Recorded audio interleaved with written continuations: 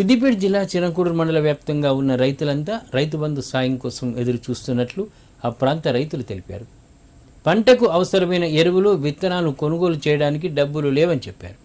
BRS ప్రభుత్వ హయాంలో ఇప్పటివరకే ఎరువులు, విత్తనాల కోసం ఖాతాల్లో డబ్బులు జమ అయ్యేవని గుర్తు చేశారు. కాంగ్రెస్ ప్రభుత్వం రైతు బంధు విషయంలో ఇచ్చిన మాటకు కట్టుబడి ఉండకుండా కాలయాపన చేస్తుందని ఆగ్రహం వ్యక్తం చేశారు.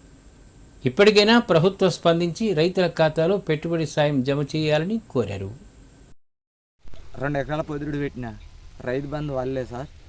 మేము రైతు బంధు గురించి కోరుచున్నాం.